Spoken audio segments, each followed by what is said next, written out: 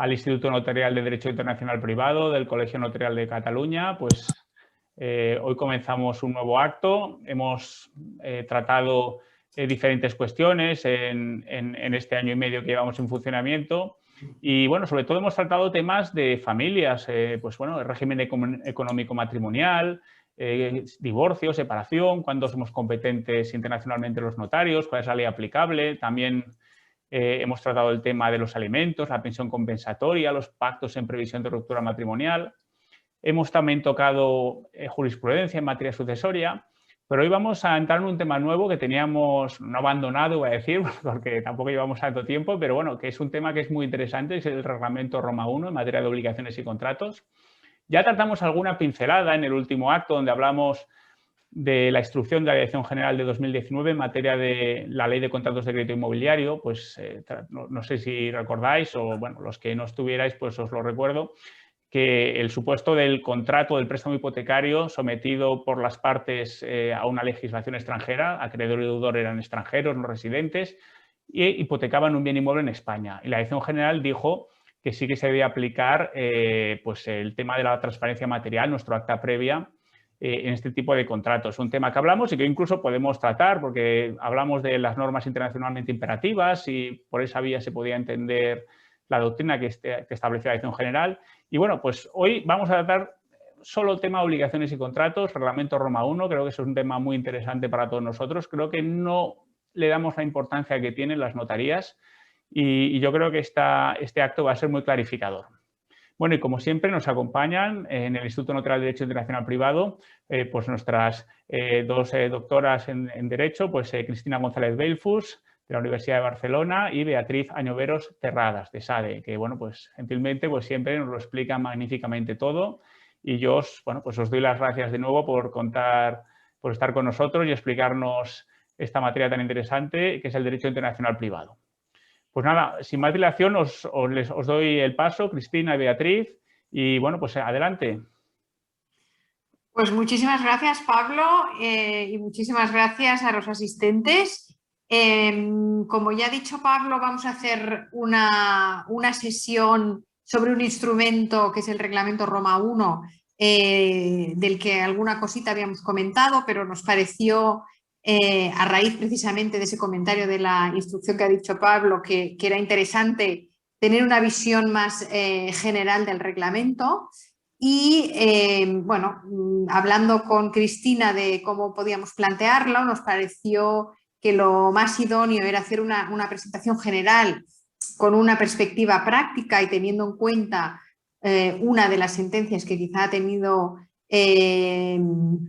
más importancia del Tribunal de Justicia de la Unión Europea sobre el reglamento, pero bueno, la idea es al hilo de esta sentencia o cogiendo la sentencia como excusa, ir tratando un poquito de ver todo el reglamento, todo lo que podamos el reglamento. Evidentemente podéis interrumpirnos si lo consideráis oportuno, si tenéis alguna pregunta, lo que queráis. Ya os digo que la idea es dar esa visión general.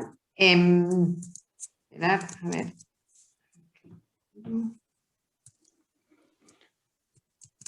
Un momento.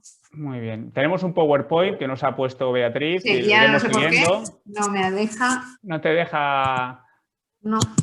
Me ha colapsado. A ver, un momento. Bueno. A ver si Lo que haremos será ir exponiéndolo y vale, establecer ahora sí. una conexión con la aplicación práctica que pueda haber la notaría y lo que ha dicho Beatriz. Tenéis abajo el chat o podéis hacer una pregunta, os podemos dar voz o en el chat ponéis la pregunta y la contestamos, ¿vale? No sé por qué, pero si lo pongo toda la pantalla no me lo deja. Ahora sí. Vale, perfecto. Ya está. Muy bien, pues vamos al principio entonces. Vale, bien. Ya sé lo que le pasa. Uy, la batería, Beatriz. Exacto, es lo que le pasa. Bueno, cosas del directo. Disculpadnos. Aprovecho para comentaros que vamos a hacer este acto y en mayo haremos otro en materia de parejas estables, tanto el derecho interregional como el derecho internacional privado, que seguro que será interesantísimo. Y bueno, pues vamos con el, con el Bueno, reglamento Roma 1. Simplemente que seguro que muchos de los datos que os aportamos ya los conocéis, pero nos parece oportuno a modo de recordatorio, ¿no? Lo primero, recordaros que el origen de este reglamento es un convenio, que es el Convenio de Roma de 1980, en el que ya se unificaban las normas de conflicto en materia contractual. Y que el objetivo ya del Convenio de Roma era un objetivo muy ligado al correcto funcionamiento del mercado interior y, como dice el considerando sexto del reglamento, que a mí me parece muy claro, dice que el correcto funcionamiento del mercado interior exige, con el fin de favorecer la previsibilidad del resultado de los litigios, la seguridad en cuanto a la ley aplicable y la libre circulación de resoluciones judiciales, que las normas de conflicto de leyes vigentes en los Estados miembros designen la misma ley nacional con independencia del país del tribunal ante el que se haya planteado el litigio. A raíz del, en su momento, Convenio de Bruselas y de la posibilidad que plantea de que haya foros alternativos en materia contractual, se planteaba el forum shopping. Y lo que quisieron los ya fundadores de la Comunidad Económica Europea entonces fue evitar este forum shopping en función de la ley que aplicaba a cada uno de los tribunales. Es decir, que el demandante no eligiera un foro u otro dependiendo de cuál sería la ley aplicable al fondo del litigio. La manera de hacerlo era unificar las normas de derecho internacional privado y que, independientemente de cuál fuera el tribunal que conociera, la ley aplicable a ese contrato fuese la misma. Y de ahí que se unificaran las normas. Bien, por eso lo que hace propiamente el reglamento es unifica las normas de conflicto de leyes en materia de obligaciones contractuales. Bien, de este reglamento decimos que es un microsistema de derecho internacional privado y esto me parece muy importante que lo tengáis muy en cuenta, ¿no? Que no solo contiene normas de conflicto, contiene otras cosas.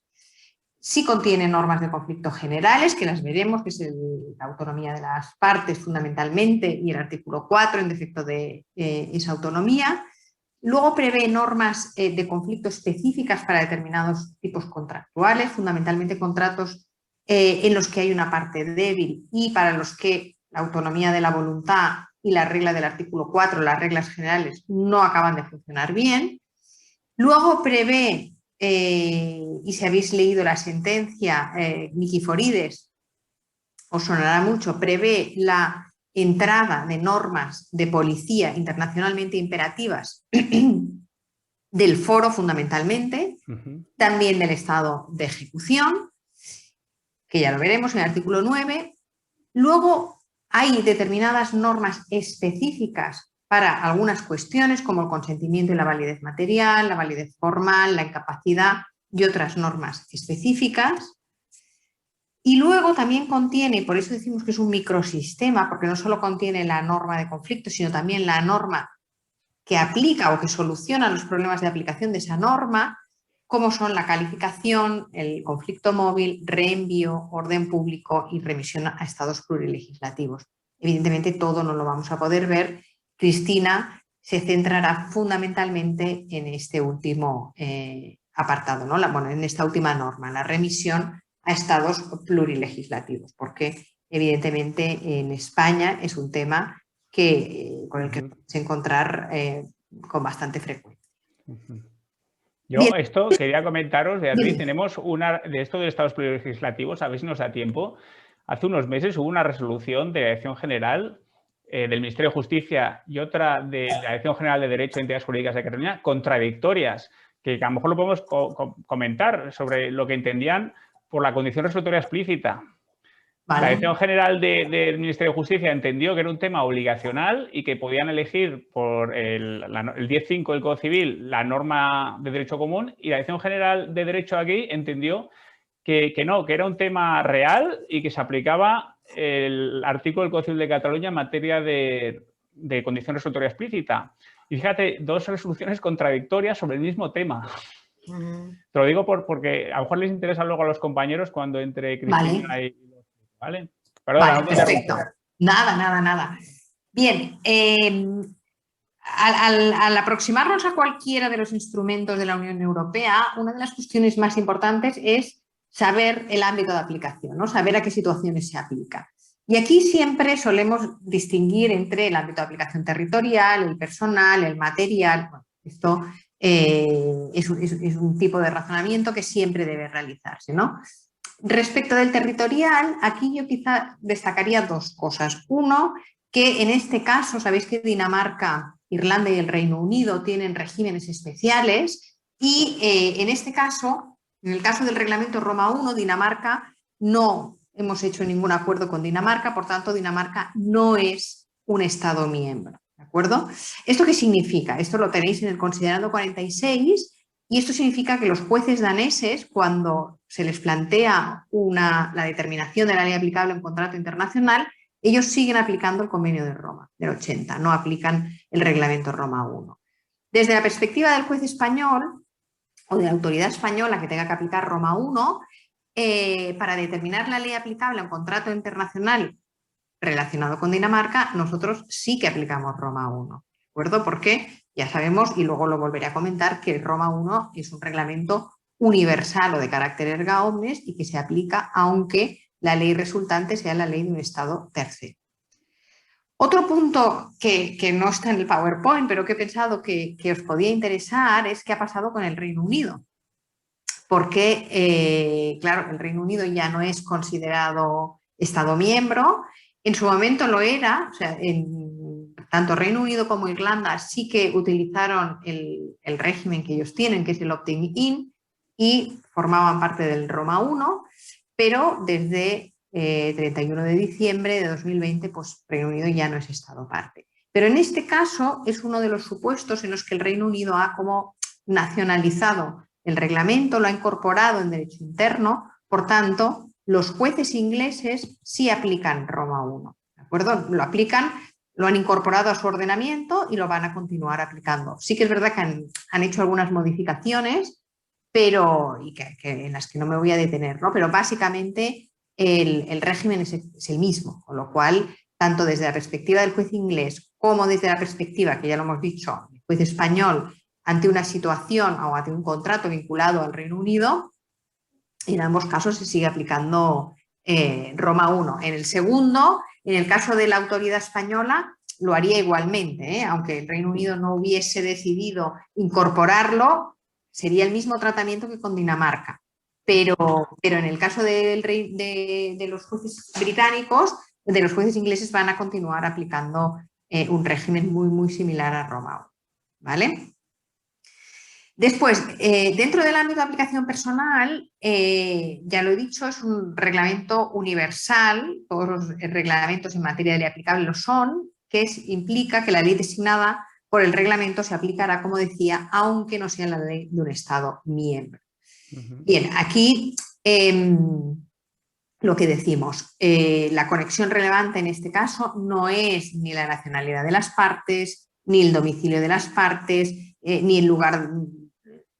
Cualquier elemento de la relación no es relevante, sino que lo relevante que vamos a tener en cuenta es que la autoridad o el juez que conozca sea un juez de un Estado miembro en el sentido que os he dicho anteriormente. Ese juez, para determinar la ley aplicable a un contrato internacional, va a aplicar el reglamento Roma I. No es relevante, por tanto, ni la nacionalidad ni el lugar de establecimiento de las partes. Bien, en cuanto a la fecha o al ámbito de aplicación temporal, aquí también veréis que en el reglamento hay varias fechas.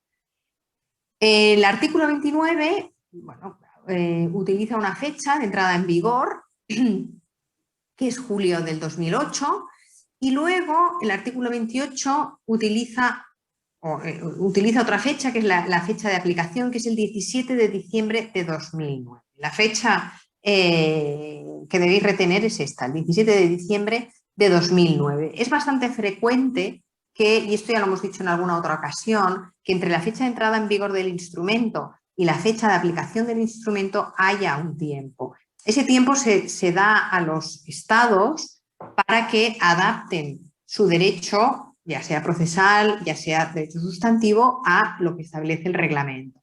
En algunos casos se hace, en otros casos, y España no suele hacerlo, no se adapta el derecho. Y luego aparecen los problemas de adaptación con los que nos hemos ido encontrando. Pero bueno, como os decía, la fecha de aplicación es el 17 de diciembre de 2009 y este es uno de los temas que se plantearon en el caso Nikiforides. No sé si os ha dado tiempo a leerlo, pero en este caso se trataba del señor Nikiforides, que era un profesor en una escuela alemana gestionada por el gobierno griego y a partir del año, a partir de un momento determinado se le hace una reducción del salario por aplicación de unas leyes griegas que había adoptado el gobierno de acuerdo con la Troika en su momento, y a partir de las cuales pues, se reducía el salario de todos los funcionarios públicos griegos. Bien, el señor Nikiforides no estuvo de acuerdo, litiga ante los tribunales alemanes y lo que se le plantea al tribunal alemán es si esta ley griega puede tener alguna incidencia en el contrato laboral que tenía firmado el señor Nikiforides. Fundamentalmente se trata de un problema de norma de policía que veremos posteriormente, pero otra de las cuestiones que se le plantean es el del ámbito de aplicación temporal, porque el reglamento se aplica a los contratos celebrados o bien el 17 de diciembre del 2009 o a partir del 17 de diciembre de 2009. Me parece que el contrato del señor Nikiforides era del año 1996 y por tanto aquí se planteaba si se aplicaba, qué instrumento se debía aplicar, ¿no? Y entonces aquí básicamente lo que le dice el Tribunal de Justicia es que el reglamento no es retroactivo, por tanto, en principio se aplica a los contratos celebrados con posterioridad o en la fecha marcada por el propio reglamento, pero que aquellos contratos que hayan sufrido una modificación sustancial y que por tanto pueda considerarse que hay un nuevo contrato y esa modificación se haya producido con posterioridad al 17 de diciembre de 2009, en ese caso sí se puede considerar que se aplica el reglamento. Por tanto, en estos contratos, y eso creo que puede ser interesante, en esos contratos de larga duración sí que puede haber habido una innovación del contrato que nos lleve a aplicar el reglamento Roma I. El tribunal no lo resuelve, se lo deja al tribunal alemán y le dice que si considera que en el caso concreto esta modificación del salario es una modificación sustancial, pues que podrá aplicar Roma I. Pero no lo soluciona. Bien, más cosas. Otras fechas que hay que tener en cuenta son las de, que os marco aquí, 1 de septiembre de 1993. ¿Por qué? Porque esa es la fecha a partir de la que se aplica el Convenio de Roma. Si el contrato en cuestión se ha celebrado entre el 1 de septiembre del 93 y el 17 de diciembre de 2009, se tiene que aplicar el Convenio de Roma. Y si el contrato es un contrato anterior al 1 de septiembre del año 93, tenemos que aplicar el 10.5 del Código Civil Español. Habrá pocos casos en los que apliquemos el artículo 10.5, pero todavía puede haber contratos celebrados pues, con anterioridad al 93.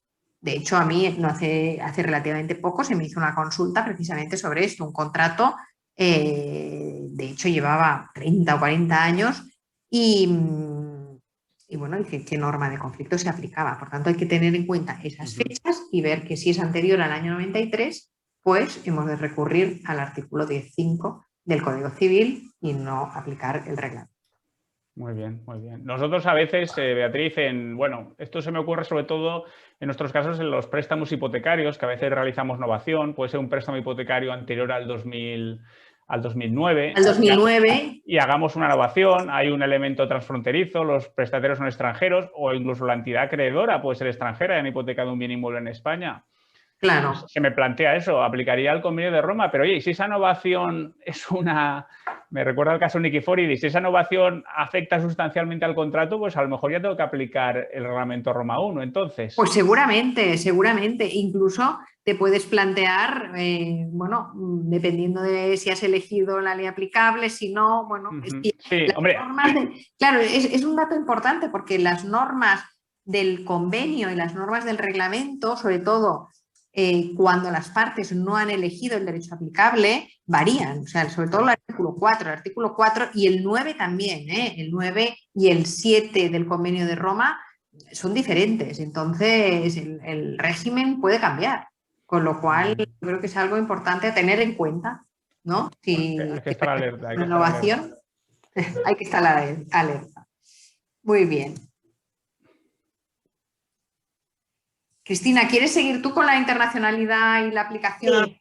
Sí, así yo también intervengo aquí ahora ya, porque lo que es muy importante tener en cuenta es que obviamente este es un reglamento que se aplica solo en supuestos en los que concurren elementos de extranjería, de internacionalidad. El reglamento no se aplicaría, por tanto, a los denominados conflictos internos, que es algo que cada vez se produce más.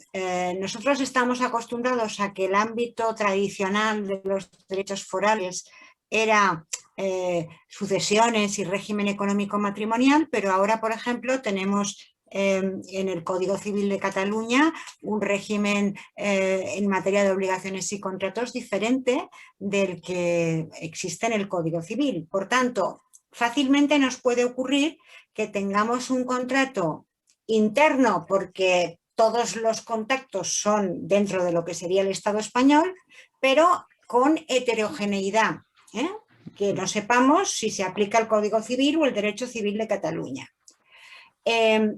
Eso no lo resuelve el reglamento. A ver, el reglamento dice que cada Estado miembro es libre de decidir si quiere o no aplicar el reglamento a los conflictos internos. El Reino Unido, por ejemplo, en su momento decidió que sí que quería aplicar el reglamento a lo que son los conflictos entre los distintos ordenamientos jurídicos del Reino Unido. España nunca, por parte del legislador, nunca ha habido ningún pronunciamiento.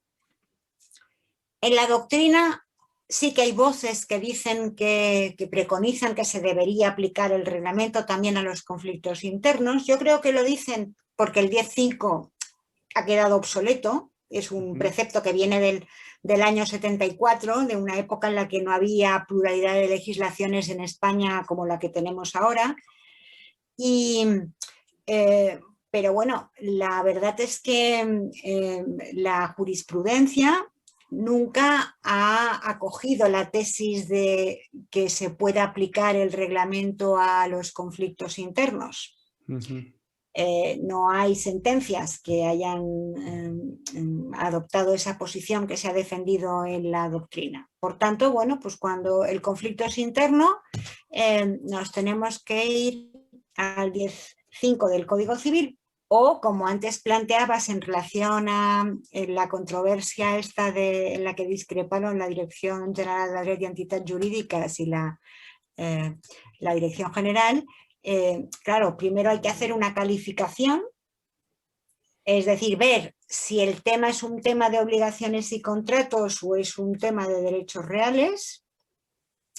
Esa operación, que también hay que hacer en los supuestos internacionales, no es fácil en muchos casos porque hay que deslindar, es como coger un bisturí, ¿no? Y separar lo real de lo obligacional, y dónde pones el bisturí es complejo.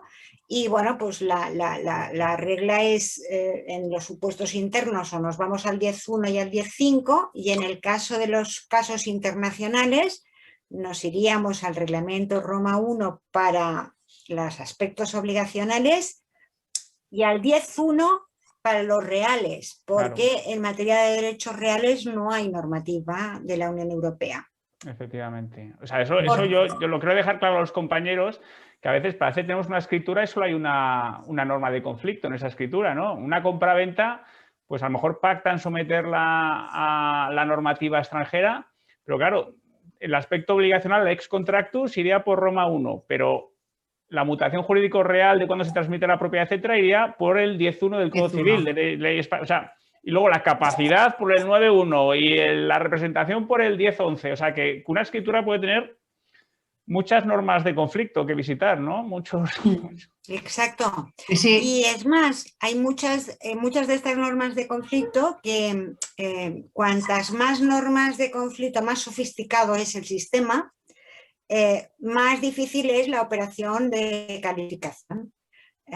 Si tú operas como antiguamente el título preliminar del Código Civil con un número muy reducido de normas, pues las operaciones de calificación son menos complejas que si tienes pluralidad de normas. Nosotros luego dentro del reglamento volvemos a tener ese problema porque en el artículo 4 pues, se habla del contrato de compraventa y del contrato de prestación de servicios. Bueno, y cuando un contrato incorpora elementos de los dos, ¿dónde lo clasificamos? Sí. Por tanto, esa operación de calificación es uno de los temas clásicos de derecho internacional privado, la calificación, que bueno, pues sería merecedora por sí misma de una sesión porque a ver, hay muchas implicaciones. Y nosotros hemos de tener también muy claro que en el caso de que estemos aplicando normas europeas, la calificación se hace a partir del derecho europeo, no se hace a partir del derecho español. Es decir, que lo que es obligacional y lo que es real no depende de las categorías del derecho español, sino que depende de las categorías del derecho europeo y las pautas las da el Tribunal de Justicia. Conceptos autónomos, lo que dijimos. Exacto. Autónomos, vale. Exacto. La misma idea, sí. Bueno, yo creo que luego lo que también hay que tener claro es el último punto que tenemos aquí, al que luego se volverá a hacer referencia, que es, bueno, hay un problema que es también recurrente, que son las internacionalizaciones artificiales. Cuando uno quiere internacionalizar una situación, pero esa situación en realidad tiene vínculos solo con un Estado. Y aquí hemos de pensar que el parámetro es el Estado. Si quieres, Bea, vale, continúa. Vale. Bien, y ya para acabar con el ámbito de aplicación nos quedaría el material y que lógicamente pues también tiene que ver mucho con lo que estamos hablando de las calificaciones autónomas, ¿no? El artículo 1 nos dice que se aplica a obligaciones contractuales en materia civil y mercantil, pero nuevamente son conceptos, como ha dicho Cristina, conceptos europeos y que necesitamos saber bueno, pues, cuál es la jurisprudencia del Tribunal Supremo, del Tribunal de Justicia, para calificar estos conceptos, ¿no? Luego, cuando examinemos el artículo 4, como dice Cristina, el artículo 4, que es la norma de conflicto en defecto de elección por las partes, utiliza muchas categorías contractuales y veremos que, bueno, la idea es, bueno, intentar, porque es la operación más fácil, intentar que el contrato, pues, lo podamos encajar en una de esas categorías, porque para eso hay una norma de conflicto rígida. La aplicación de lo demás ya veréis que es un poquito más complicada, con lo cual, en la medida en que se pueda calificar dentro de una de las categorías que prevé el artículo 4, ya veréis que la operación es muchísimo más fácil. Aquí, respecto a las materias no cubiertas, ya lo has dicho tú, Pablo, también, todo el tema de la capacidad siempre queda excluido.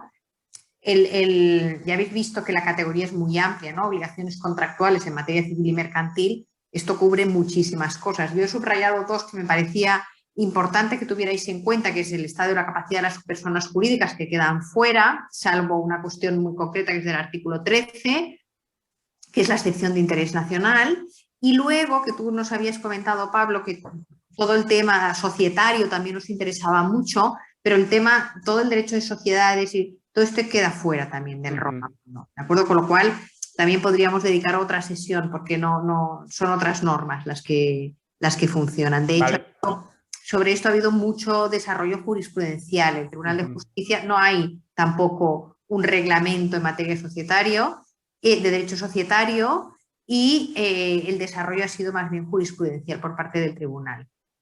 Así que en eso quedaría excluida. Y luego, bueno, quedan excluidas las obligaciones del derecho de familia, la culpa in contraendo porque se considera que es extracontractual y está prevista, pero está prevista en Roma II, y luego también se excluye la prueba y el procedimiento. Estas ya son exclusiones más clásicas.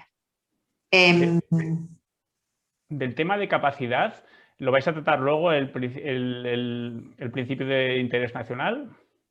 No, pero ¿quieres que lo...? No, a mí me planteo a veces los compañeros, bueno, el tema, por ejemplo, de la mayoría de edad. La mayoría de edad no se llega en todos los países a los 18 años. Yo si tengo aquí un cliente de 20 años de un país que llega a la mayoría a los 21, me refiero, ese contrato, yo como notario, ¿entendéis que debo investigar cuál es la mayoría de edad de ese país para, conforme al artículo 9.1 del Código Civil, determinar si tiene o no capacidad? ¿Qué pasa? Si no tiene capacidad, ¿yo me niego a hacer el contrato o el artículo 13 del reglamento Roma 1 lo salva de alguna manera, pero yo en todo caso me... Dime. Te lo leo si quieres.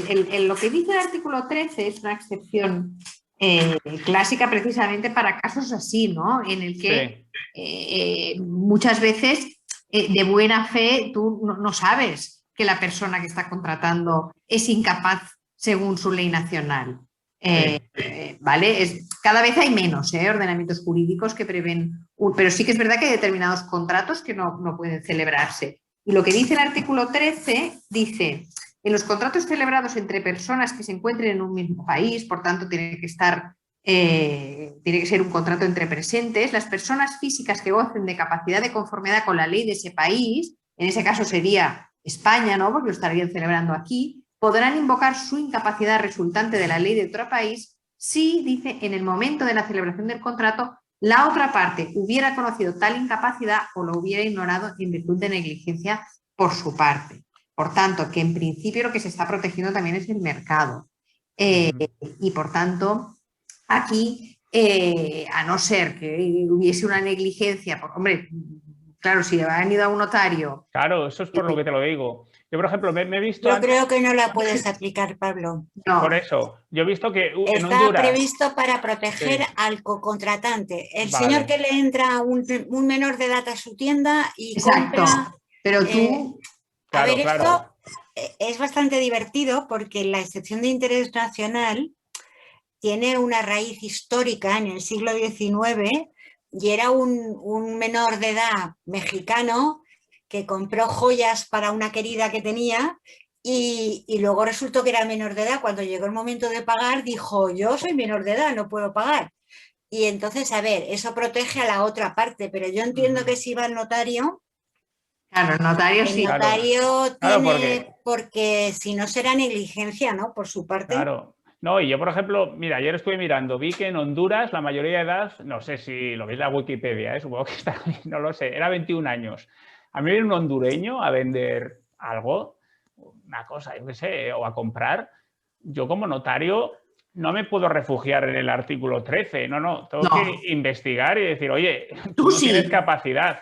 Y tú no tienes capacidad, porque si no estaría autorizando un contrato nulo o anulable, no sé, depende de la sanción que establezca la lex contractus que rija el contrato. Sí. Pero me refiero que él no podría, más pesado para los privados. No podrá invocar su incapacidad, porque, bueno, más que nada porque no se da la buena fe en ese... Bueno, o sea, tú no has tenido no has sido diligente, digamos. Con lo cual, y exige eso, ¿no? Como dice Cristina, lo que pretende es proteger al cocontratante. Vale.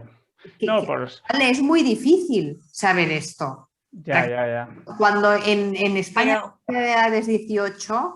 y esa persona los tiene, los 18, es decir, tiene la mayoría de edad según el estado donde contrata, claro, en cualquier establecimiento es muy difícil saber que es incapaz. Otra cosa que tenemos que estar alerta a los notarios, que no los confiemos los 18 años cuando nos viene un extranjero. Habrá que consultarlo. La mayoría son 18 años, pero a veces no. Y luego yo te diría que hay otro aspecto, lo que pasa es que aquí ya nos iríamos también a otro terreno totalmente diferente, que es en el caso de una sociedad que quien vincula, quien comparece, tenga poder para vincular a esa sociedad. Cosa que depende de la lex societatis, no depende de la lex contractus. Y en el caso de personas de edad avanzada, no necesariamente, únicamente, pero como es un sector que en España tiene cierta presencia, pensemos que están también todos los temas de capacidades disminuidas, que hay ordenamientos jurídicos que, por ejemplo, no funcionan con la categoría incapacitación, tutor, curador, etc., sino que tienen cosas más sofisticadas y eso ya tampoco se rige por la lex contractus. Ya, esto tendremos que investigar la ley nacional. Nosotros aplicamos de oficio nuestras normas de conflicto, el 9.1, y investigar la ley nacional y aplicarla. Muy bien. Sí. Bueno, va, pues seguimos, va. Seguimos. Vale. Bien, ya entrando en materia, sí que es cierto que el objetivo principal del reglamento es determinar la lex contractus, la ley aplicable al contrato, y bueno, el reglamento lo hace con una estructura jerárquica. Empezará Cristina explicándoos el artículo 3 y las características de esta ley elegida por las partes, que es sin duda bueno, pues es la conexión principal de la que parte el reglamento, y luego seguiré yo explicando el artículo 4 en defecto de elección, cuál es la conexión objetiva prevista para los diferentes tipos contractuales y cómo se aplica en cada uno de los apartados. Y si nos da tiempo, también explicaríamos la incidencia de las normas de policía. Y ya para acabar, Cristina nos explicará la remisión directa a un estado plurilegislativo. Ese es el esquema que tenemos. Muy bien. Pues la autonomía de la voluntad. A ver, en este reglamento la idea principal es que el contrato se puede elegir la ley aplicable al contrato. Y además se puede elegir con una gran amplitud porque no es necesario elegir una ley conexa que tenga un vínculo con el contrato. Uno podría escoger perfectamente el derecho de Nueva York en un supuesto en el que no hubiera ningún contacto con Nueva York, o el derecho inglés en un supuesto en el que no hubiera ningún contacto con Inglaterra. Y de hecho así se hace. En el comercio internacional es muy habitual elegir ordenamientos jurídicos que no tienen ninguna vinculación. Lo que me parece importante es que tengáis presente que cuando se elige un ordenamiento jurídico, se está eligiendo tanto derecho dispositivo como derecho imperativo. Esa es la diferencia. Hay una diferencia a nivel conceptual entre, bueno, tú dentro del ordenamiento jurídico, pongamos catalán, tienes libertad de pacto. Muy bien, pero tienes un límite que son las normas imperativas del derecho catalán, aquellas que no se pueden derogar con un pacto.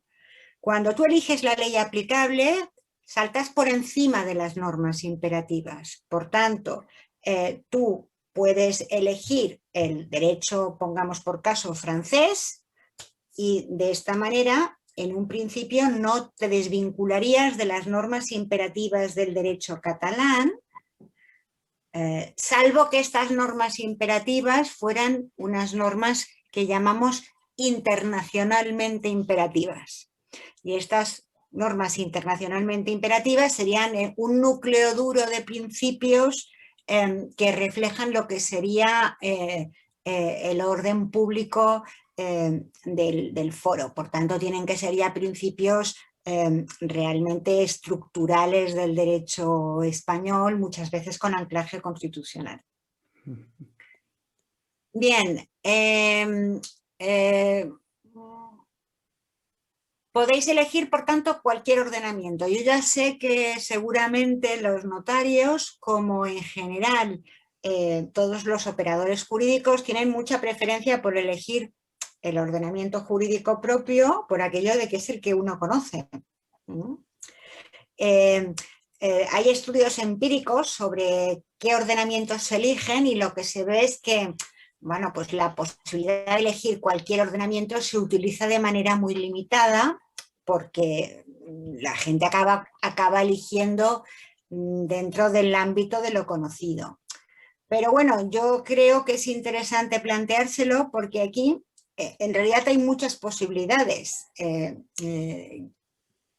que se podían tirar de muchos hilos si a uno le interesara en un determinado momento evitar la aplicación de determinadas normas imperativas que no tengan la capacidad de ser normas internacionalmente imperativas.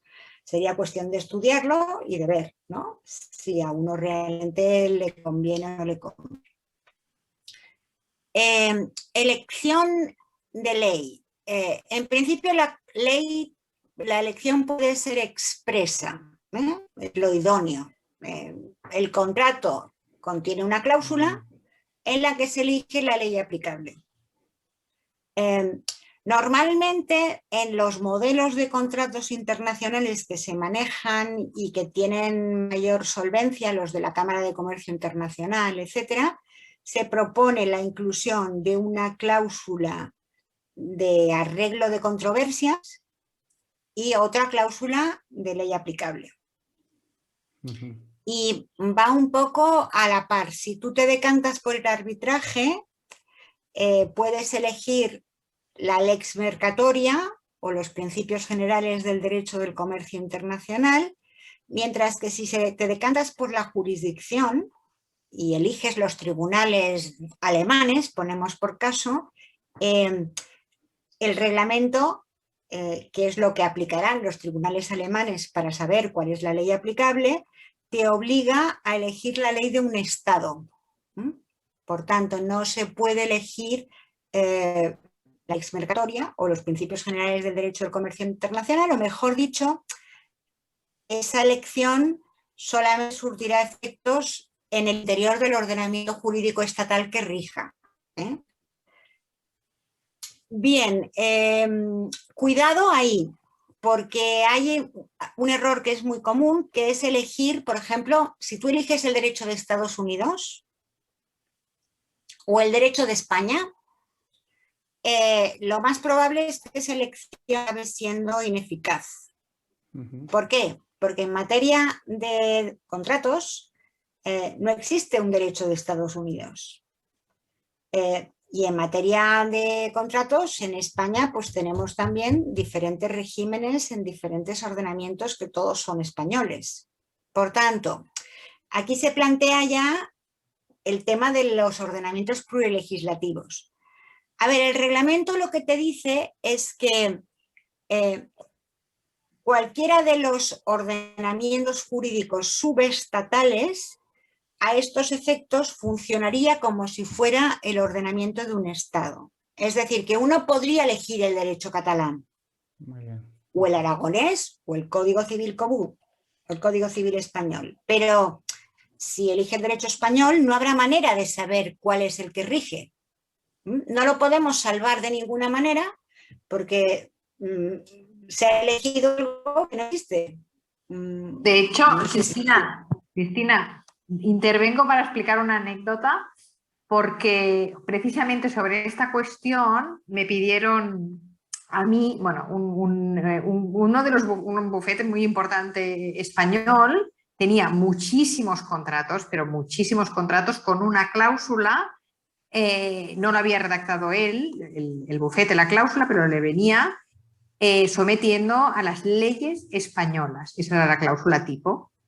Y bueno, a partir del dictamen cambiaron todos los contratos tipos de esa empresa, que os digo yo que era una empresa muy importante. O sea que esto que está comentando Cristina, cuidado porque se hace muchísimo. Es un problema de redacción, pero que te puede llevar a una cuestión jurídica de muchísima envergadura, porque no es lo mismo aplicar el derecho común que el derecho catalán. Era un tema de prescripción, además. En un caso había prescrito la acción y en otro no.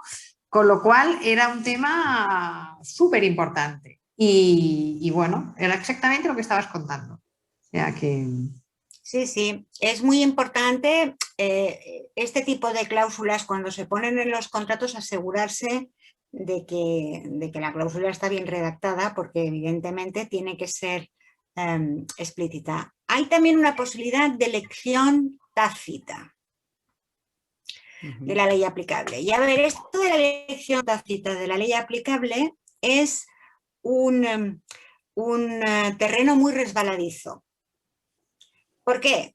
Porque fijaros que cuando las partes eligen el derecho aplicable, no se obligan a ninguna conducta particular.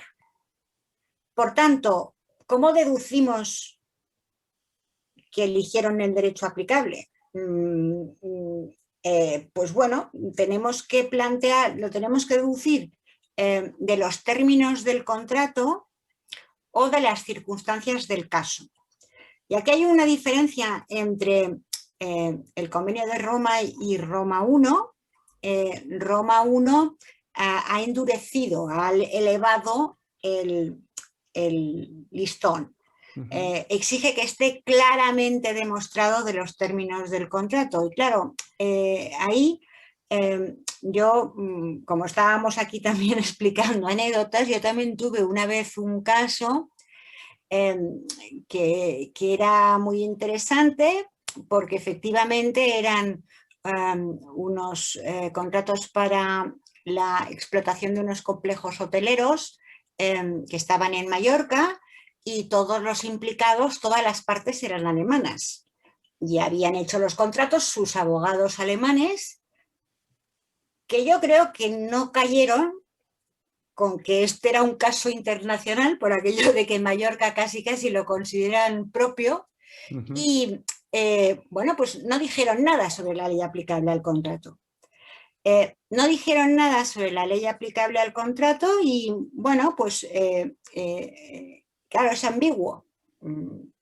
Porque si no se lo plantearon, tampoco pudieron elegir tácitamente, porque para elegir tienes que ser consciente de que puedes elegir.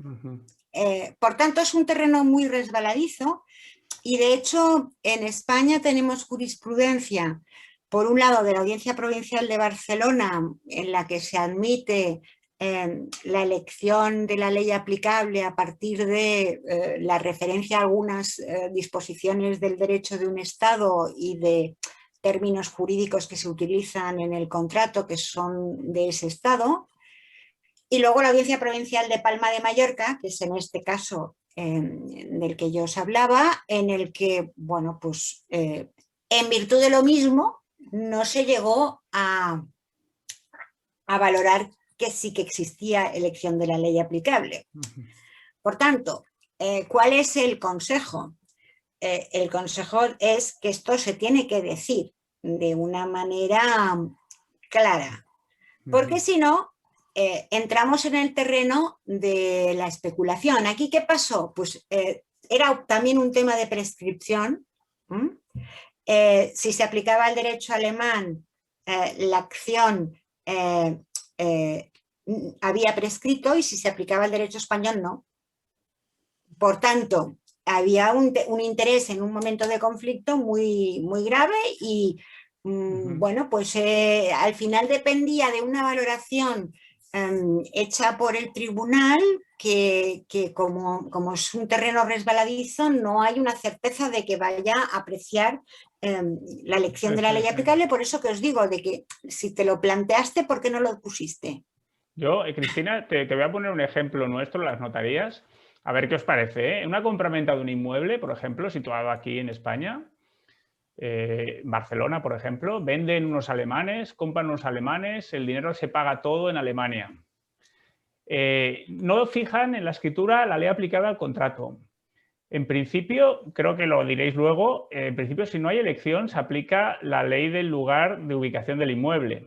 Efectivamente. Pero luego hay una cláusula que dice que si hay vínculos más estrechos con otro país, sí, se aplicaría tal. ¿Ahí crees que hay elementos suficientes de Alemania para decir, oye, hay que aplicar el derecho alemán en materia de, yo que sé, vicios ocultos, etcétera? y sería conveniente poner una cláusula en las escrituras y decir, oye, la ley aplicable a este contrato es el derecho civil catalán. Por supuesto.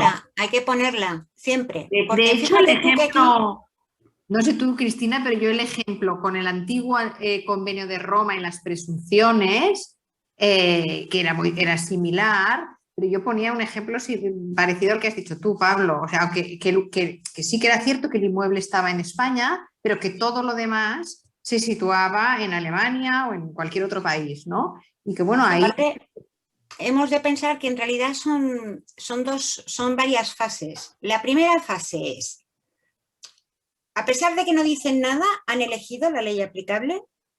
Y aquí, de momento, no nos miramos el 4, porque el 4 se aplica en defecto de elección, sino que nos miraríamos el contrato y diríamos, ¿qué apunta España?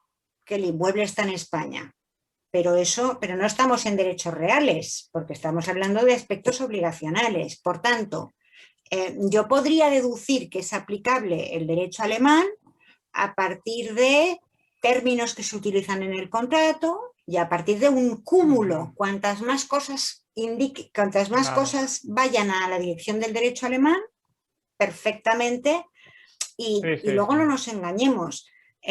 Si el caso se lleva a un tribunal alemán, hay una cosa que nosotros conocemos, que es como el homeward trend, ¿no?, que dicen los americanos, que es la idea de todos los tribunales de todos los países prefieren aplicar el derecho propio que el derecho extranjero.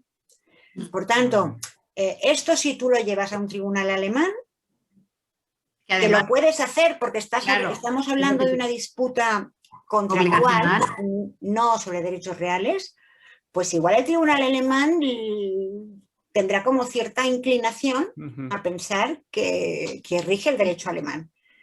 Y luego, si no hubieran elegido el derecho alemán, porque tú llegas a la conclusión de que no han elegido el derecho alemán, pues entonces aplicarás el 4, ley del lugar de ubicación del bien inmueble, pero con la cláusula de escape, que como dice Bea, yo creo que cuando tienes tantos indicios que apuntan a otro ordenamiento, podría volver a entrar. Y fíjate tú que el problema fundamental es que esto puede llegar hasta el Supremo.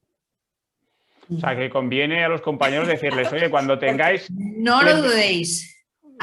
Porque además, otra cosa importante, que el hecho de que, por ejemplo, tú nos mencionabas en alguna ocasión, es que una de las partes es extranjera, ¿no?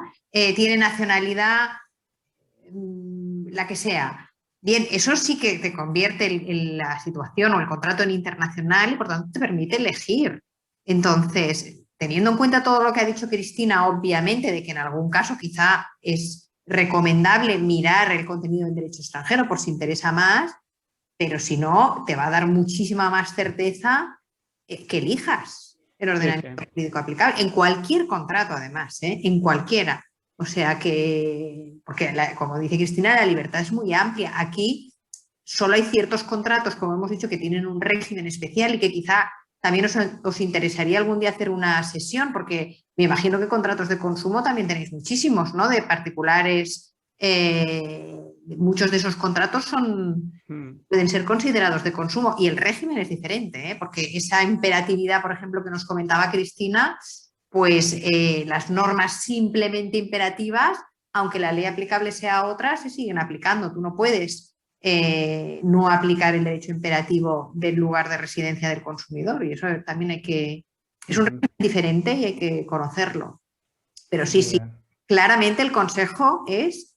es que realmente imagínate tú, si llega el momento en el que ese tema es relevante, como en el caso este de los dos, que era un tema de hay acción o no hay acción, estábamos hablando de cantidades económicas muy importantes, claro, lo pelean en primera instancia, en segunda instancia y pueden llegar hasta el Tribunal Supremo si hay un motivo casacional, y plantear un recurso prejudicial, porque también se plantean recursos prejudiciales. Y entonces, claro, de un tema que se hubiera solventado con una cláusula, acaba siendo algo que se posterga la resolución en el tiempo Pues voy a cambiar mi modelo de compraventa cuando tenga extranjeros. Se voy a poner la cláusula.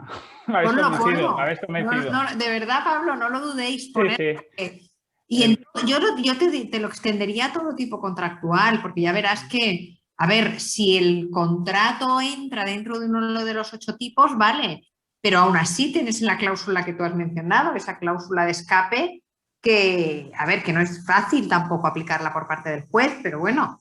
Ahí está, y que permite moverte. Y aparte que yo creo que en el momento en el que, porque esto no lo he dicho, pero vamos a ver, la ley aplicable se puede elegir en cualquier momento. La puedes elegir cuando celebras el contrato o luego durante la vida del contrato, incluso poco antes de iniciar el litigio, no habría ningún problema. El tema es que en el momento en el que se celebra el contrato es cuando hay más posibilidades de conseguir un acuerdo sobre esto. En el momento en el que tengas una controversia y la solución sea distinta en uno u otro ordenamiento, ya no hay posibilidad de concluir un acuerdo. Por tanto, en ese momento seguramente no será tan problemático, es una simple cuestión de pensarlo y ponerlo. Eso creo yo. Perfecto. Pues sí, totalmente de acuerdo. Pues seguimos, va. Seguimos. Esto no sé si quieres... Sí, lo que pasa es que, bueno, lo del dépesage solamente lo mencionaré muy rápido. A ver, este reglamento Roma 1 está pensado para todo tipo de contratos. La construcción del túnel del Canal de la Mancha se hizo con contratos, o el AVE que va a la Meca también se hizo con contratos, y por tanto aquí hay contratos muy sofisticados. Y hay muchas posibilidades, y una posibilidad es la del dépesage, que le llaman, o fraccionamiento, que consiste en que diferentes partes del contrato se pueden someter a diferentes leyes. Pero eso dijéramos que es algo para los contratos sofisticados, normalmente no se hace. Y lo de la ley ya lo he dicho antes. Esencialmente, si tú pactas el arbitraje, igual que tú, claro, te da una gran libertad, igual que se puede pactar un arbitraje de equidad, se les puede decir a los árbitros, mire, en lugar de aplicar el ordenamiento jurídico del Estado X, aplique usted los principios generales del derecho del comercio internacional, que no están en ningún lado, pero que se supone que los árbitros, como son especialistas, serán capaces de deducirlos. Bueno, cuando, lo que he dicho también, ya lo he dicho, y luego hay otro tema que lo cierto es que y es que el acuerdo de elección tiene que ser válido. Y normalmente, claro, un problema que se plantea es que el acuerdo de elección, ¿cuál es la ley que rige el acuerdo de elección? Esencialmente, la idea es que se aplica la ley elegida, la ley putativa, a lo que sería la validez material del acuerdo, y luego tenemos también reglas sobre validez formal en el artículo 11. Muy bien. Límites de la autonomía de la voluntad. Bueno, pues hay algunos límites. El primero que ya hemos mencionado antes: si lo único que tiene el contrato de internacional es que se ha elegido un derecho extranjero, se considera que el contrato no es internacional y por tanto que no había esa facultad de elección. Y lo que se hace es aplicar las normas del derecho, las normas imperativas del derecho que regía antes de la elección.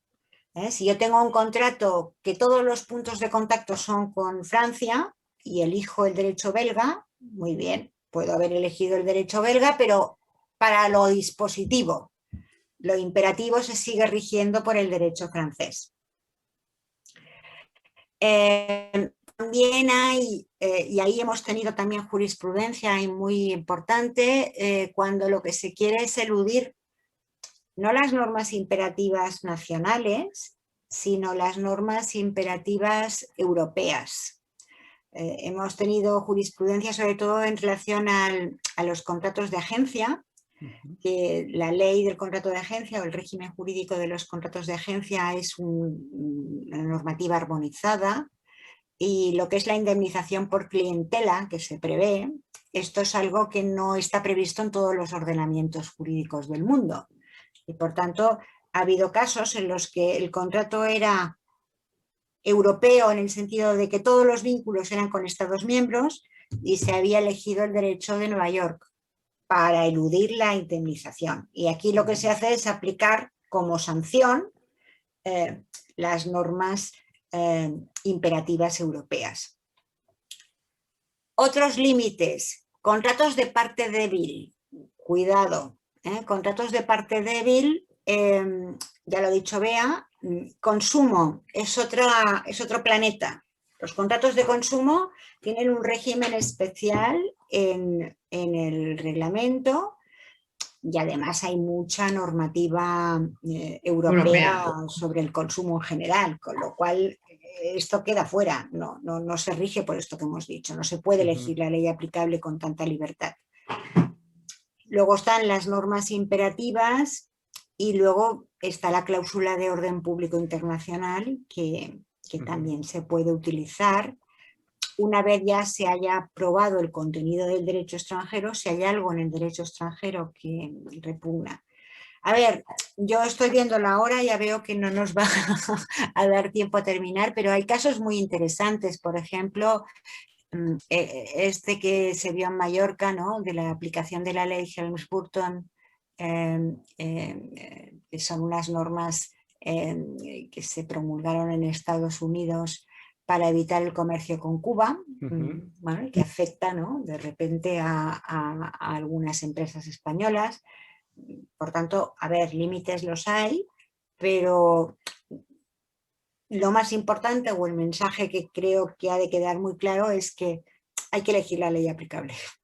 Sí, sí, sí, está clarísimo. Esto me recuerda un poquito a lo que decías cuando no queda claro, los testamentos igual, la proficio juris, que a veces, sobre todo los testamentos que se hacían antes de la aplicación del Reglamento Europeo de Sucesiones, que estaba el típico inglés y utilizaba términos, no elegía la ley inglesa, un inglés residente en España, pero bueno, de los términos del testamento pues se podía deducir que utilizabais deducciones inglesas, aunque no habían lección expresa, sí que se aplicaba el derecho inglés, se entendía que profesio juris.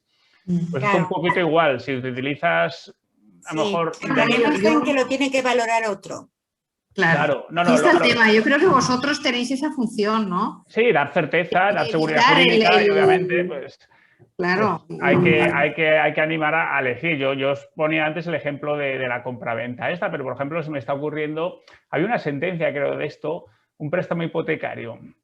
Por ejemplo, en el préstamo hipotecario depende también mucho de si la parte es un consumidor o no, como decía. Porque si el préstamo hipotecario se hace un consumidor, la norma ya es diferente. Ya no es este régimen que os estamos explicando, pero vale. En un régimen, en un préstamo hipotecario a una empresa, lo mejor es elegir, desde luego. No, normalmente funcionamos con bancos españoles y normalmente eligen la legislación española, obviamente. Ya me imagino. Pero bueno, también creo que había una sentencia, me lo planteó una vez un compañero, que un préstamo hipotecario normal, el fiador es alemán y no se elige la ley aplicable. Según los criterios y tal, a la fianza, ¿qué ley se le aplicaría? Bueno, aquí hay que distinguir, ahora os lo iba a explicar yo, si quieres pasamos al artículo 4 sí. y verás un poco cuál es la lógica, ¿no? Del artículo 4 y la estructura del artículo 4. No os quiero, vista la hora no me voy a enrollar, pero sí que el antecesor, el Convenio de Roma del que ya hemos hablado, tenía una estructura distinta y más compleja para el aplicador del derecho porque utilizaba una conexión muchísimo más flexible, ¿no? Y establecía una conexión general, que era el contrato se rige por los vínculos más estrechos y a partir de ahí establecía unas presunciones. Pero el juego de las presunciones no quedaba muy claro, si muchos tribunales, sobre todo los españoles, iban directamente a la presunción, los tribunales del Common Law lo hacían distinto. Y, en fin, para evitar todas estas incertezas, lo que hace el nuevo artículo 4 es que establece una lista de 8 tipos contractuales. Entonces, estos 8 tipos contractuales, evidentemente, lo primero que requieren es una calificación para ver si el contrato que tenemos encaja en una de esas categorías. Aquí os he puesto un cuadro con todas las categorías, las 8 categorías, ¿no? Pues tienes el contrato de compra-venta, el contrato de prestación de servicios. Sí os puedo decir que para llevar a cabo esa calificación hay que tener en cuenta el artículo 12, ¿no? Que es útil porque determina el ámbito de aplicación de la Lex Contractus y te establece las cuestiones que van a quedar reguladas por la Lex Contractus y por tanto eso pues, obviamente ayudará. Después la jurisprudencia del Tribunal de Justicia, no solo respecto a Roma I, que la verdad es que no es muy... no hay muchísimos casos, sino también respecto de otros instrumentos como el Bruselas I, donde hay muchísimas sentencias que califican autónomamente lo que es una prestación de servicios y dan una definición y de hecho utilizan un concepto muy amplio. En la medida en que el contrato en cuestión tú lo puedas subsumir en esta categoría, el ejercicio es mucho más fácil porque la norma te dice, es la ley donde el prestador del servicio tenga su residencia habitual. Esto es fácil, por tanto no te va a presentar un problema. En el contrato de compra-venta de mercancías, la ley del país donde el vendedor tenga su residencia habitual. En el contrato que tenga por objeto un derecho real inmobiliario, pues la ley del país donde esté situado el inmueble, etcétera, ¿no? Aquí tienes toda la lista. ¿Dónde está el problema? El problema está en aquellas categorías que no están aquí. Para que nos quede claro, por ejemplo, lo que hacemos los notarios habitualmente, una compraventa de un inmueble lo incluiríamos en aquí, el en derecho real inmobiliario. Un préstamo con garantía hipotecaria también, porque ahí está la garantía hipotecaria. Pero tienes la garantía, exactamente, la garantía hipotecaria sí, pero el préstamo, el contrato de préstamo no necesariamente. ¿Y el préstamo dónde lo encajas en esta? No, el préstamo es más difícil de encajar. No, o el afianzamiento, por ejemplo. No tiene encaje, no tiene encaje aquí. Entonces te has de ir a la siguiente, espera, perdona, aquí al artículo 4.2, que te dice la ley del país donde tenga la residencia habitual el prestador característico. Entonces, si el contrato es un contrato sinalagmático en el que una de las obligaciones es el pago de un precio, la obligación característica es la no pecuniaria. Esto es relativamente fácil, pero hay muchos contratos como el de leasing, como el de renting, donde no va a ser fácil determinar esa prestación característica. Y entonces ya tenéis de ir, como digo, al apartado segundo, y el apartado segundo te dice bueno, pues que el juez debe disponer, bueno, que en caso de que no puedas aplicar ni el 1 ni puedas aplicar el 2, te vas a esa conexión mucho más flexible, que es la de los vínculos más estrechos, y que ahí, pues, nuevamente estamos en una zona que ya no hay la certeza que hay en el apartado primero y en el apartado segundo, ¿no?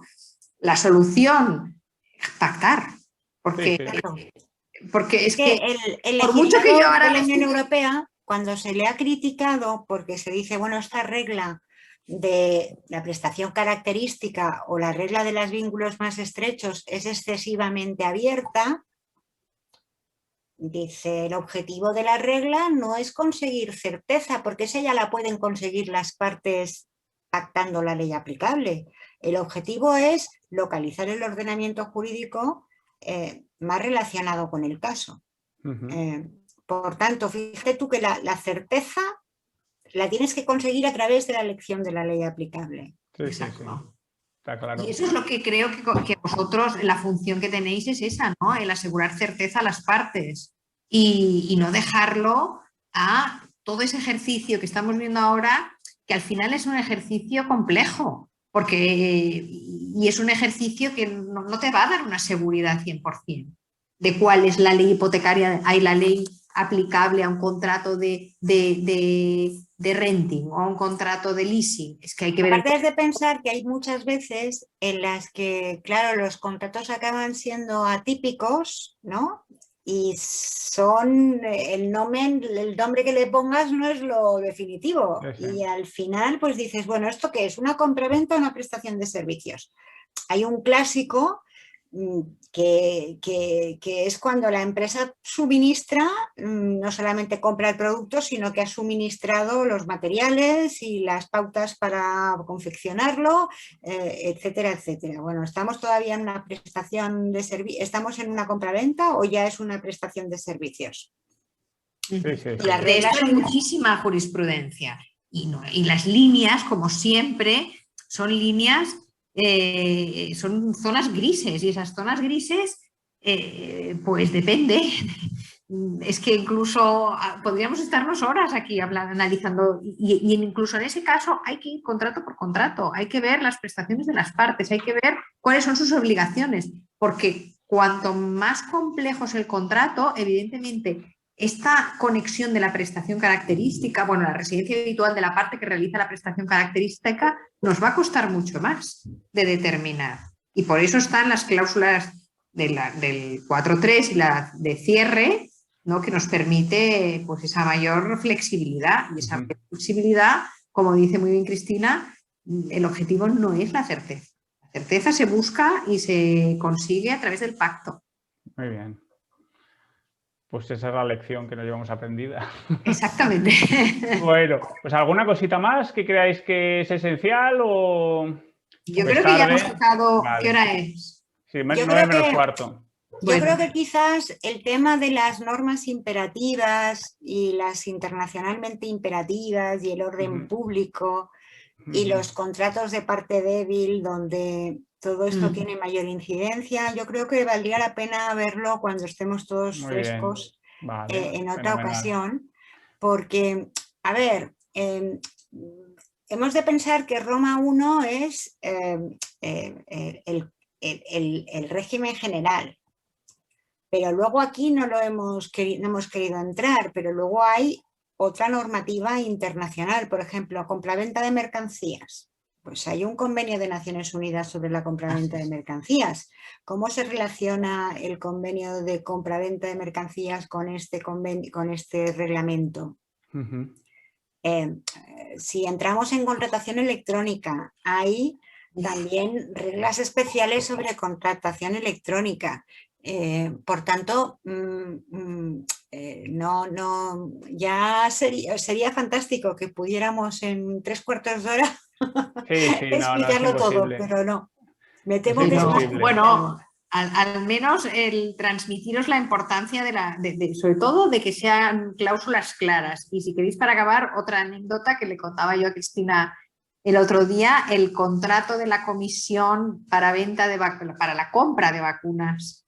Me parece que es con AstraZeneca, la cláusula de elección de ley dice, bueno, se elige el derecho belga, pero bueno, ahí está si se aplica el convenio de Viena sobre compraventa de mercancías o se aplica el derecho interno belga. O sea, imaginaros un contrato de esa millonada donde la cláusula de elección no está clara y ahí se están ya peleando. Es que, para que veáis la importancia de una cláusula clara y teniendo en cuenta lo que las partes realmente quieren y el ordenamiento jurídico que se quiere aplicar. Bueno. Claramente, si es el catalán, el catalán. Si es el belga interno, el belga. Y si es hay que decirlo. Perfecto, perfecto. Oye, pues muy bien. Pues, si quiere algún compañero hacer alguna pregunta, sé que es tarde, pero vamos, abrimos algún turno de preguntas. Sí. Yo os recuerdo a todos los compañeros, sean del Colegio Notarial de Cataluña, sean de otro colegio, que todos estos actos están grabados en nuestra intranet del Colegio Notarial de Cataluña. Podéis acceder, hay una pestaña que pone actividades culturales, una subpestaña INDIP y ahí tenéis todos los casos prácticos que hemos ido haciendo. Tanto tenéis la grabación en vídeo como un resumen luego escrito, un PDF que os podéis bajar sobre todas estas materias, ¿vale? Y vamos haciendo, como siempre digo, un poco de biblioteca y cada vez vamos tocando más temas. Y nada más, y si no hay preguntas, pues simplemente, pues oye, agradeceros a Cristina y Beatriz, pues como siempre, vuestra presencia. Yo creo que ha sido muy útil porque, ya os digo, yo estoy en Reglamento Roma 1, yo recuerdo la posición que estudié, lo del Convenio de Roma y tal, 4 cosas, pero los notarios un poco no nos damos cuenta de la importancia que tiene, y muchos contratos que hacemos, pues la importancia que tiene, por ejemplo, poner una cláusula de ley aplicable o cuando hay un elemento de extranjería. Yo creo que, bueno, pues que ha sido un buen aterrizaje con este acto. Y nada, y os convido a todos en mayo, ya os confirmaremos la fecha. Tenemos un acto en materia de parejas de hecho que queremos abordar desde el punto de vista internacional e interregional, porque esto pues da mucho juego, está muy en boga en las notarías.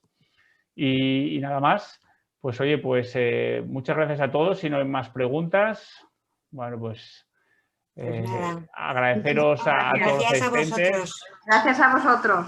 Y nada, pues ya nos vemos en el próximo acto en mayo. Muy bien. Vale. Pues muchas gracias a todos. Hasta Muchas luego. gracias, Beatriz y Cristina. Adiós. Adiós.